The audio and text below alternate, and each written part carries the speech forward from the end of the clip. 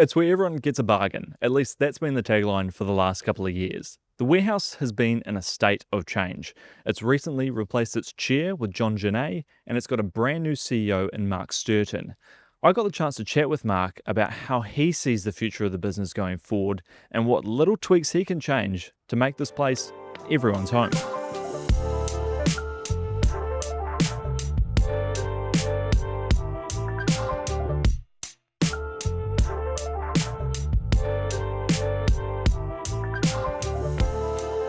This area you said had 76. 76 extra bays in here. People couldn't actually move their trolleys in and out, and for the first time we've what we call like ventilating the thing and giving some oxygen, and you're seeing a lot more customers just walking straight through.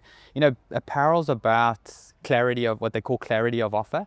And when things are so congested, the customer can't see stuff. It just becomes so noisy and so over congested. So you're seeing a lot more navigation happening through it, and we've put these islands in, which we're definitely not in a finished position yet, but it's a lot better than what we've been before. We're trying to show lifestyle, and we're trying to show the customer the new fresh product coming through for summer. So it's getting there. It's getting there. You touched on the need for things like light boxes and change. I mean, if we can shoot behind us as well. Yeah. The women's clothing sign. I mean, it seems like a small thing, but that does need changing. It's a small thing, but often what you got to do is, like, retail's about psychology and sometimes about believability.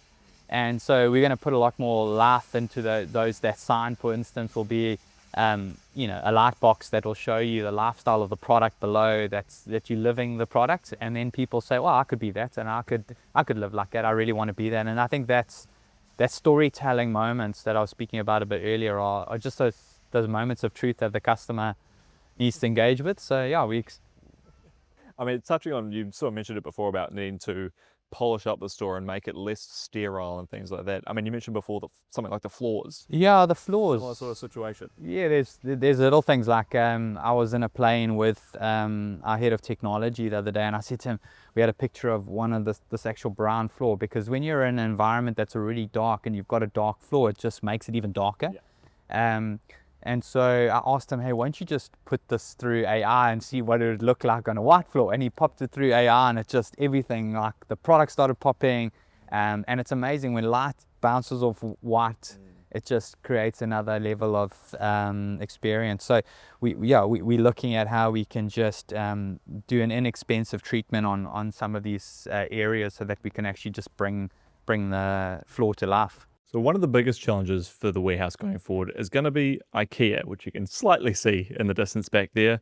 It shows how close it is to the store and how important changing the category makeup of warehouses sort of products inside is going to be crucial, because you can imagine a lot of Kiwis are going to be going there, and very, very soon.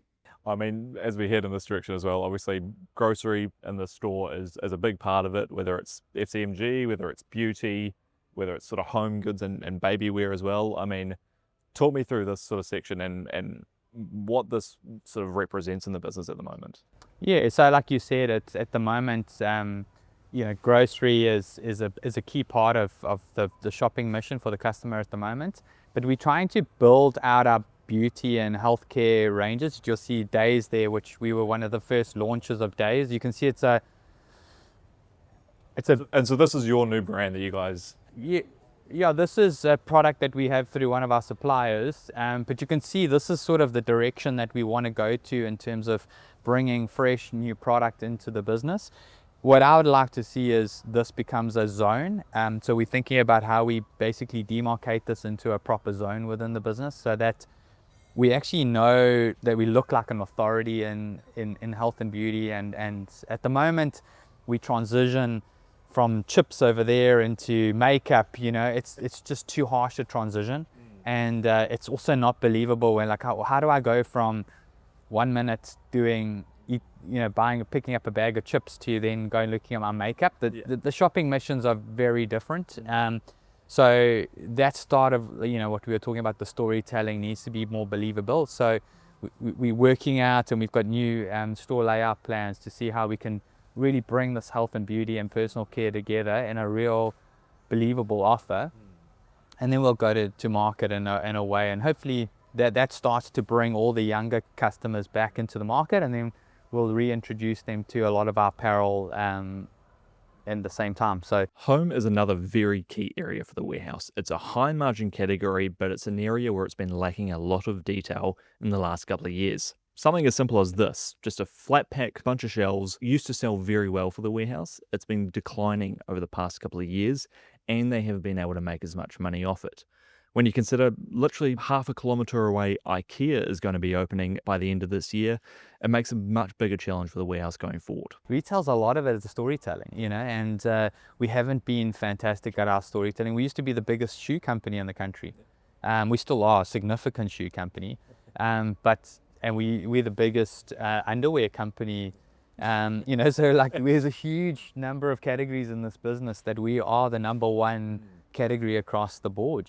So yeah, there's a lot of things that we need to amplify our message, that we've probably been a bit too polite and a bit more conservative, and also we'd be more product led and more store focused, and we've got to join up our social with our storytelling in store, and that's the big disconnect for me at the moment. We're getting our storytelling better in social, and I think some of the evidence is true, and we're getting some good feedback, but the muscle in store is still some time to sort of match it. So you'll see some amazing social stuff, and there'll be a beautiful bed that's been displayed, and I can show you some of the stuff the guy sent me yesterday. And the big challenge, I said to them, but if I'm a customer, I can't see that in store. I don't know, I can't believe that the way you're showing it. So how do we make those moments? And so that's the big job that we've got to do, is our visual merchandising has to improve dramatically, and we're getting better. I mean, this 12 months ago was nowhere near as good as this, so yeah, it's the guys are doing a fantastic job, and the stores are responding well.